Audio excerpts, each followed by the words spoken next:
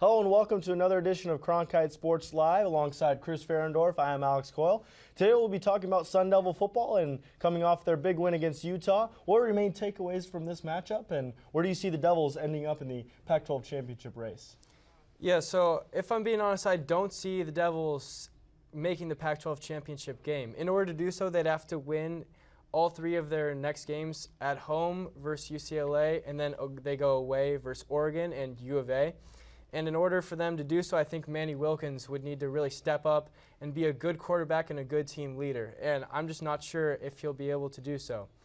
In the first half versus Utah, he looked good. He was staying in the pocket and delivering on his throws. And then the second half, he was kind of scrambling around, and he was just wildly inconsistent. He threw an easy interception to the Utah defense, and he just missed his receiver. He just cannot do this, especially when we go on the road versus Oregon and U of A, in order for the Devils to make the Pac-12 championship. Obviously, N'Keal Harry had a huge game on Saturday.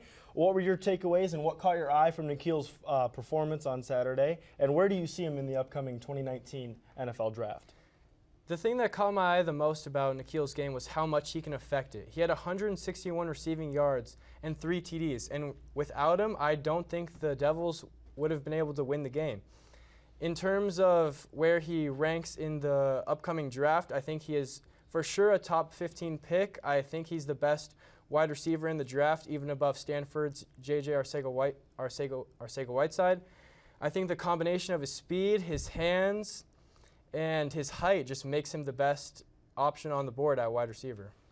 All right, let's look ahead to next week's slate against UCLA. It's senior night. It's the last home game on the ASU 2018 schedule. What are the keys to the game against UCLA, and what's your prediction score-wise? While my keys are relatively easy, the Sun Devils have struggled with in the past, and my key is just a balanced offensive attack. What I mean by this is giving Eno Benjamin the ball while also looking for N'Keal Harry, Brandon Ayuk, and Kyle Williams in the passing attack. And I think if the Sun Devils do this and they do it well, which I know they can do, it just depends on if they even think they can do it. I think they should make light work of the Bruins. My final score prediction would be 38-24 in favor of the Devils, and then they'll head into at Oregon and at U of A, 2 much tougher games to end the season.